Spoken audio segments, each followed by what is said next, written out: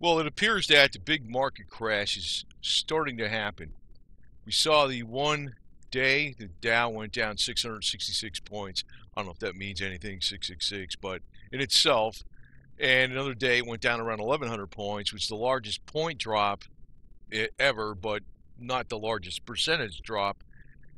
But I'd like to point out that, well, a couple things. First off, that this was the most overbought market in history. There's been a lot of factors that prove that the Dow has been on the longest bull run ever in history, the longest bull run, the most overbought market. Actually, the markets worldwide are overbought. You're looking at a lot of other factors like how much shipping's going on, how much rail traffic's going on in the United States, how much shipping, I said shipping going on, in other words, globally. The Baltic Dry Index, it's been low. One thing I'm showing here a picture of a dock being extended out in the ocean. Now, I guess that's probably a good analogy in some ways because I talked about before with the election that it was about a 75% chance. In other words, the odds are about 75 or 80% to 25%, 20%, that when the economy and the stock market is rising and doing well, the incumbent party will retain office. And, it was pretty obvious to us that, the Democratic Party was the choice of the elitist. Hillary was the choice of the elitist. And it was my contention that's why the markets were being pumped up. What should have happened, there was usually a 7-year cycle, so we had, it's kind of hard to say when you actually had the financial crisis. I guess the bottom of the financial crisis might have been September of 2009, but I think the markets in the Dow and stuff bottomed out in early 2010, and versus, but the actual financial crisis was the bottom of the financial crisis last time was September 2009. And my contention was that, they're going to keep extending the boom till after the election. And, once she got in, it ain't going to matter because it'll be all over. Instead, he got in, Trump. And I started thinking, well, they're not going to crash the economy right away because it's going to look bad. It's going to look bad for the Obama administration. Let's wait a little while. So now we already had the State of the Union address, and I think this is, I think it's a natural cycle. They can only hold it up so long. It's like they're extending out this bridge, this dockway, and eventually, you're going to come off the side of the cliff. They're always trying to paint this happy picture, though. That's the deal.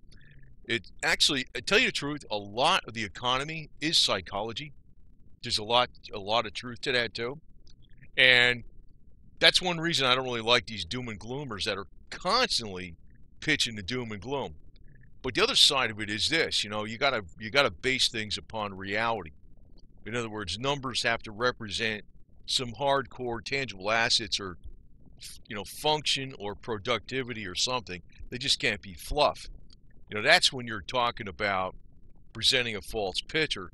But the other side of it is, when you're presenting something that is, you're putting a dampener on no matter what the situation is.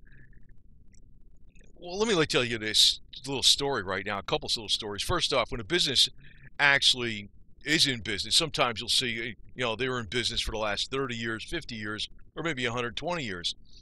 But there were many times during that time period that there was cash crunches, and it was a difference of maybe a 1 or 2% Herculean effort to get that extra 1 or 2% to get over that last hurdle. Because in other words, if you don't make it over the hurdle, you close your doors, right? And that's basically what's, if you see the inside of what goes on in business, there's a lot of times where it looks like it's great, and a lot of times problems just come up out of left field. And, people on the outside don't see this. So if you have an attitude where you're going to fail, you will fail. You got to have an attitude that you're going to win. You're going to strive to win. We always run into problems. So that's why I don't like the doom and gloomers, okay? I do know that the numbers that are in the Dow and the Nikkei and the NASDAQ, they're garbage. You know, they're not really reflecting the underlying economy. And it is a time for a readjustment. But the other side of it is too. You know, I like to stay in this story. Maybe I said this one time before, quite a while ago.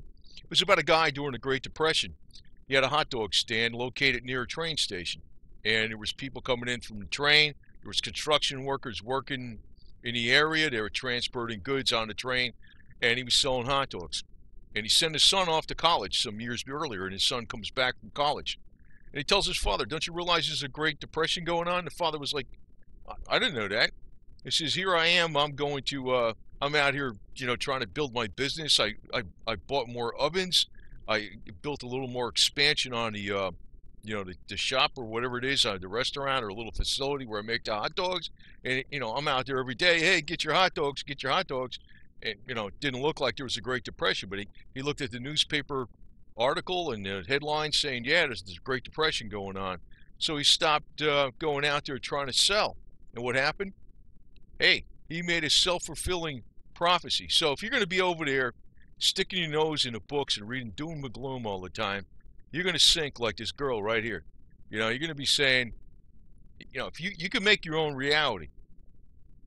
So, I mean, that's why I'm not going to be pushing this doom and gloom garbage. You know, it's reality that the numbers that are reflected in the stock markets are way overinflated. I know that. But it doesn't mean it's the end of the world either. But, you know, the other side of it is there's an inverse relationship between the Dow and also gold. And usually when the Dow crashes really radically, you'll see gold go up because of the fear index. It's like the cat over here.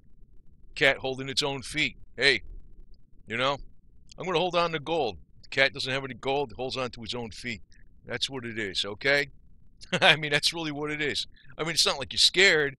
It's just that that's what people usually gravitate to during times of uncertainty. And also, when, you know, there's tensions in the Middle East. I don't know what the hell's going on. Man, the Middle East is like, I don't know where that garbage is going ever. Nobody does. But it is an axiom. If there's extreme tensions in the Middle East, you're going to see oil skyrocket. If there's a big war in the Middle East, oil's going to skyrocket, gold's going to skyrocket, all the commodities will skyrocket. But nobody really knows because nobody really has their hand on the pulse of the world of what's really going on. They can move events a certain way, and I do think they got it out for Trump. You know, one of his big things was make America great again.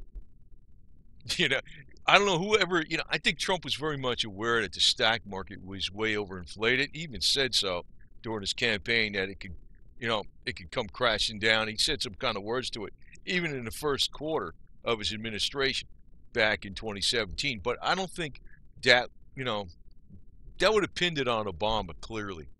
But see, now that he's been in office a little over a year, if they start bringing it down, they could say it's his fault, which is, you know, one of the goals of what they don't like. They don't want this guy. Even though this guy's got some people from Goldman Sachs in his administration and some of the insiders, they don't want this guy in there. They don't want him. And you can't, you know, I was flip-flopping back and forth on Trump because I wasn't sure if he was an insider or somebody just playing a game to freaking survive. He looks like somebody just playing a game to survive. He can only do so much. You know, he can only do so much against the powers because they, you know, they get rid of him, you know. And, you know, I can only say so much on Google, too, or YouTube. You know, this is kind of what's going on, right? The FBI, YouTube, Google agent is watching me. I can only say so much. It's still nowhere near as bad as Zuckerberg's Facebook. Oh, that place. I'm surprised. Hey, you know what? Just as a side note, you know what, Facebook? First time that they lost users in U.S. and Canada, they actually had a drop-off. Not a major drop-off, but the first time that actually happened. That's his main area. And it's been known for years now that Facebook is where you go to talk to grandpa and grandma and all this garbage, right? It's not even with the young people anymore. So, I can't stand that. I never was on Facebook. I can't stand it.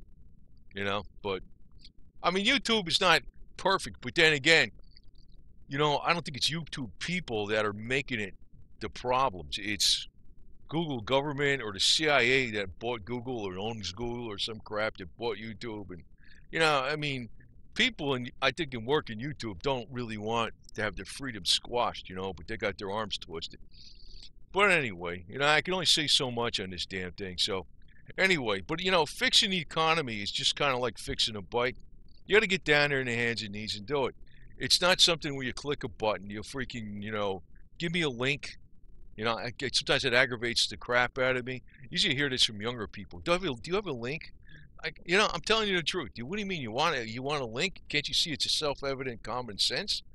You know, if it's on the internet, it must be true, right? If you got a link, it's a good way to freaking create an alternative reality. But then, if you want to make, if the Illuminati, per se, if you want to use that word, want to create an alternative reality and make Trump look bad,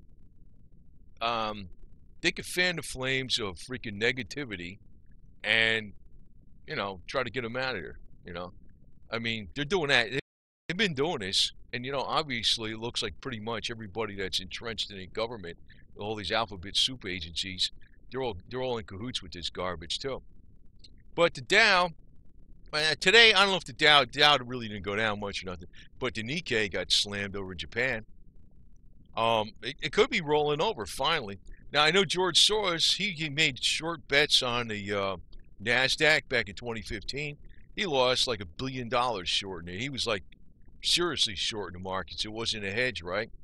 And, that was about the 7-year time frame. It should have been coming down back then. But, the deal was they were trying to keep Obama, or not Obama, but actually Hillary's, Obama's successor, Hillary, in office, his administration in office, his policies in office.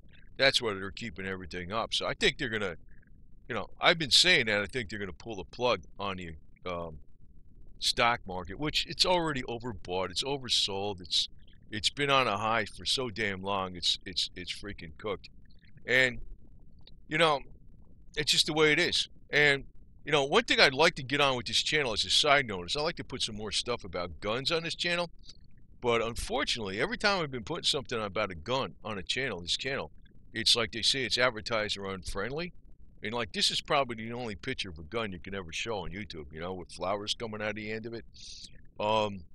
That's another thing, man. It's kind of pissing me off a little bit, but it's like I can only say so much on here, man. That's what sucks. I know a lot more, and you're saying, well, just say it, but then, then I won't be around, you know what I mean? So what do you want? Now, one other thing I'm going to tell you that I think is a monkey wrench in the entire, grand scheme of things with the world is what's coming up with this mini ice age. I did some videos on this, and I know it's a little controversial, but maybe I should make a separate video on this because I don't want to go too far down this tangent. But it does relate to the economy because food prices will be affected greatly by a mini ice age because there's going to be shortage of growing season.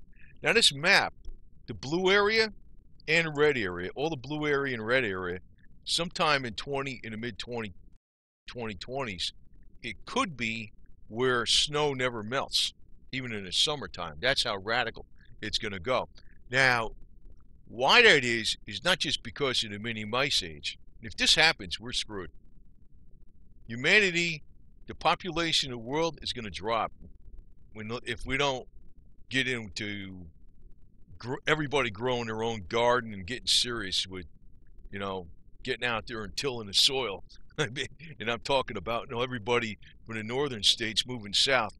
But the reason this might happen worse than what they predict, first off, you had the Dalton minimum, which was in the late 1800s mainly, and the Maunder minimum, which was basically, 1600 to early 1700s, but mainly the last half of the 1600s.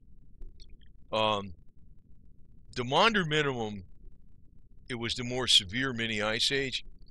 What we're going into is probably going to be more severe than that, but there's another thing that can possibly happen. I forgot what you call it, but in 2024, all the planets are going to line up on something, right? And that could affect the way the Earth's orbit goes. This has not happened for more than 100,000 years. And what happens when this happens? This hasn't happened for more than 100,000 years. It's never happened during any kind of recorded history or anything.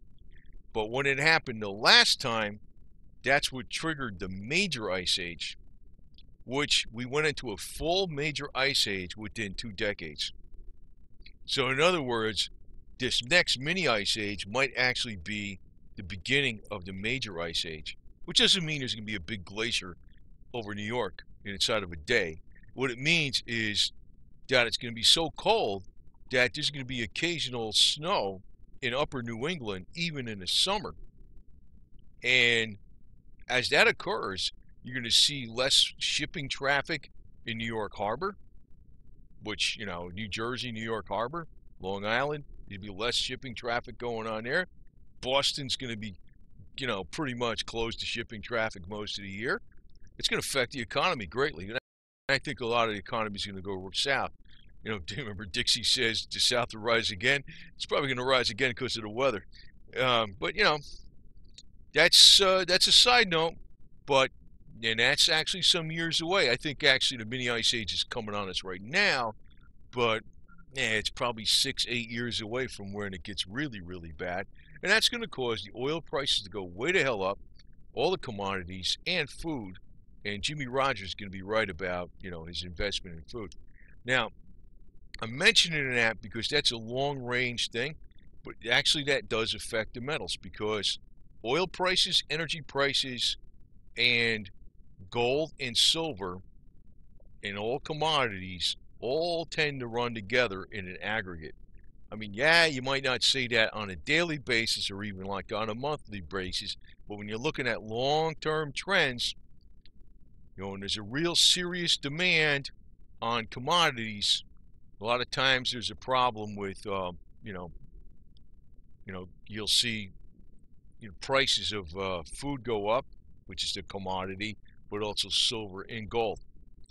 Now, the other side of it is this. I think that, you know, Trump, you know, I know people keep bragging he's going to be there for another 7 years and stuff, but I'm not so sure. I remember what happened with Nixon, man. Nixon was, you know, I know they're trying to get Trump and everything's been failing so far, but you remember how they got Nixon. I mean, it was over the most stupid thing in the world. You know, the White House burglary. Look what's going on today. I mean, it's nothing compared to what Watergate was. Watergate was like minor obstruction of justice. God, they got obstructions of justice going on, you know, every freaking second of the day in Washington, D.C. today, more than Watergate ever was. So, you know, I think that what's coming up, though, is that Trump might be a one-term president. And if he is a one-term president, the next person they're going to get in there is going to be way worse than even Hillary and Obama combined. And then you're going to say, goodbye, USA. Fini. And that's really what they want. I mean, at least they want the United States a lot weaker. So, anyway. But, you know, this is the way the average voter doesn't think. The average voter in the United States is so self-absorbed in a little garbage. They don't think. They don't think about anything. And that's 99% of the problem. You know, I get aggravated about, I think I put a video out about using a pocket knife to, you know, the can opener on a Swiss Army knife to open up a can. And, you know, you can open it up each way. And I get these millennials on there commenting, you did it the wrong way. I'm like, you know what, you didn't even know what the hell it was, most of you. You didn't even know what it was. And I opened the can one way. And I'm like thinking to myself, get the hell out of here, you bunch of whiners. You know, I hear a bunch of freaking know-it-all whiners telling me a bunch of shit. I don't tell them nothing. What the hell with them? That's what I look at it, you know? But that's most people today are like, they're not thinking, you know what I mean? They're not looking ahead. Like, oh, here's you know, look at me, what's her face? She's over here trying to draw attention to herself. And she's not looking down the street, you know. For all I know, a motorcycle could be coming down the sidewalk 80 miles an hour and flatten her. But the other side of it is, when we see a crash in the economy, here's an axiom. You're going to see that the government is never going to freaking want to lose any of its money. Because they are the biggest lobby unto themselves. You know, you talk about the unions and the lobby. The government itself, even the people that work for the government, Oh, they all play, oh, yeah, I'm here to serve you. Yeah, bullshit. Yeah, BS. You know, you look back before, the only thing that was constitutional was tariffs and excise taxes. You know, they had to pass the 16th Amendment to get the income tax passed. And you look back, during the early 1800s, South Carolina was seceded over the freaking tariffs. And then, of course, when Abe Lincoln got in office, they knew what he was going to do. He raised the tariffs way up. That's why they tried to break away. It didn't work.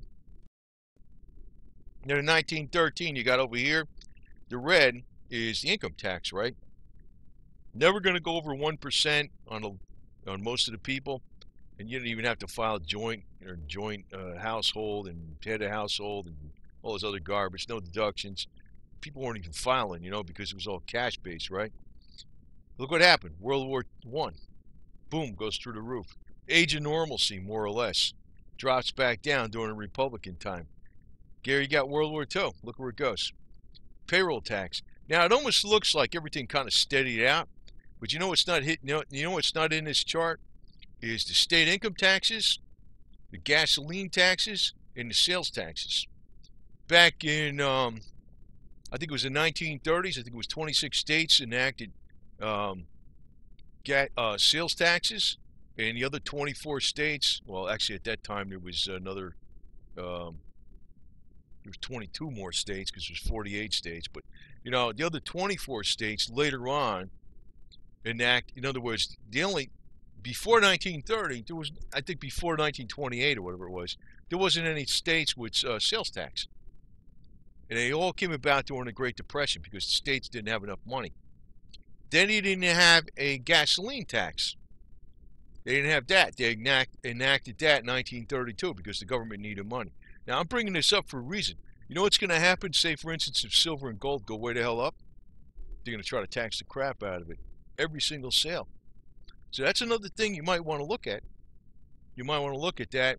I don't know what they would try to tax it at, but these jerks are always freaking looking for a reason to exist. They got, it's like, I talk some of these videos. I talk about, the quote-unquote mafia. Well, mafia is government.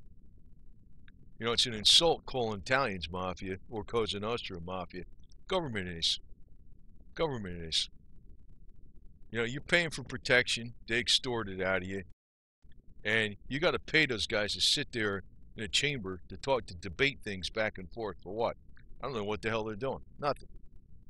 They're actually the brakes on the economy. When they do this type of stuff with the economy, that's what puts the brakes on the economy. So, I'm pointing out some of the most obvious things here, but you got to remember that what's coming up also is we're going to have another $1 trillion debt added to the existing debt, which is already at 20.7 trillion, right? Remember when Trump, and this isn't like Trump's problem. I mean, he's inherited the problem. Oh, but I remember back during Ronnie Reagan, they said the debt went over $1 trillion. 1 trillion. Now it's 20.7. But they're going to add a full $1 trillion in a year. Again. This whole thing it's cooked. It's done, well done with a fork in it. It's like, forget it, man. And this isn't me talking negatively. This is me addressing the problem. And the way out of it is to basically fire just about everybody in the government and everybody that gets a check from the government, except for something like, I don't know, Social Security. Because, let me put it this way. Social Security if you paid into it. In other words, if you freaking worked for 40, 50 years and you paid money into it, yeah. I mean, Social Security for people just coming over here and just get a check that never worked in their life. They bring, so-and-so brings their grandparents over and they get Social Security. I don't even know what the hell that shit's, why that is. They need to cut that out. But they need to cut out all the government assistance, man. Just get rid of it. Then everything's going to go, and get rid of a lot of the rules as far as like what you got to do to start up a business. You got all these damn safety inspectors. Hey, you remember the guys that built the Empire State Building or the Chrysler Building or the Golden Gate Bridge? They didn't really have too many accidents. doing that stuff. There really wasn't. And because, people were very much aware, don't slip and fall because there's no safety equipment. And stuff got done. It got done. When you have to do the job, it gets done. Sink or swim, right? But, you got to go back to the basics. And some things never change. And these bikes, Harley Davidson, they say the bike and the old people. But, yeah, it's a tractor with two wheels. That's what I always looked at it as. It's a tractor. But simple like a tractor, too. At least the old ones. At least the ones that were made decades ago, like the one I got. But, the ones you can put points in, too. But it doesn't have a fuel injection or any electronic garbage on it like mine. But the thing is, people do not, they're afraid. They're so afraid of the future. They're worried about this and that. Like I am somewhat too.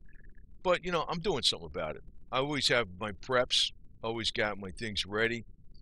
If the whole sky fell apart right now, hey, it ain't going to affect me. I know everybody around me probably be dead. And I'm continuing to take my carbon C60, which is some pretty wild stuff because I could figure that, if they're spraying junk in the air, like if they're really doing that, that's going to be a separate video, man. I'm going to be talking about the global warming shit and the global cooling. I'll do that separate video.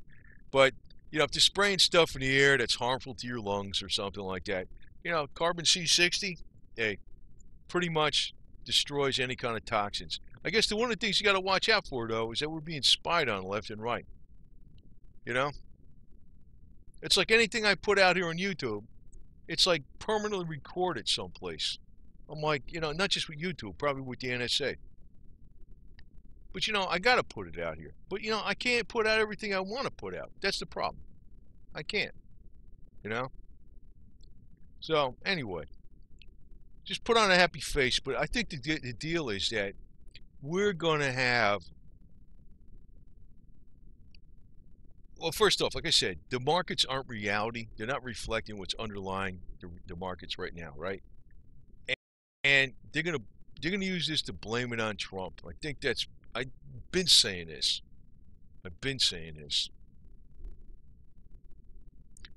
And, maybe it'll work. I don't know, because there's a lot of people out there that aren't really smart enough to freaking realize that the markets have been way overbought for years. I mean, look at what happened with Herbert Hoover. I mean, I don't think that guy was. Trump is way better than Herbert Hoover. But say, for instance, Calvin Coolidge, right, and then Herbert Hoover, right? What happened there? Everything was going fine, but then they used that to get FDR in there, right? So I don't know. I mean, I don't know exactly what they're going to do, but you got to kind of figure what they did in the past. And if they get somebody like worse than Hillary Clinton in that office, we're sunk. See, my thing was this. We should not be saved by, we don't need a leader to save us. We need to just start working outside the government as much as possible. That's the real spirit of Cosa Nostra. Cosa Nostra is like keeping the economy flowing in spite of the dictators, which is, the guys in the government, right? Except the squareheads don't think that way. I don't know why they don't understand that, but that's exactly what it is. So you're acting like doing your own thing right now, which is, hoarding your silver and stuff. But, even if the physical price of silver doesn't go way the hell up, that stuff has a very powerful medicinal benefit to it that just can't be replaced by anything else. I mean, there's no antibiotics that work as good as colloidal ionic silver, right? Now, I also want to make a little comment about palladium. If the markets crash like crazy, palladium's going to crash like crazy because it's about 90-95% industrial. But don't expect it to crash forever, because I can tell you right now, palladium is going to be driven not just by the fundamentals, but by tensions with Russia. And if the economy crashes a lot and the oil prices go up a lot at the same time, and Russia's got more money in its coffers to build up its military, there's going to be more tensions with Russia, so that's going to drive palladium back up again. So it's still a very good long-term investment. Anyway, over and out. Talk to you later. And, you know, I'm going to tell you that in the short term, they're going balls to the wall against Trump as much as possible. There's no doubt about it. And that's why you're going to see the Dow crash. I'm almost certain of it. Not just the fundamentals, but they held it off till after the election, well enough after the election, to try to pin the blame on him. There you go. Over and out.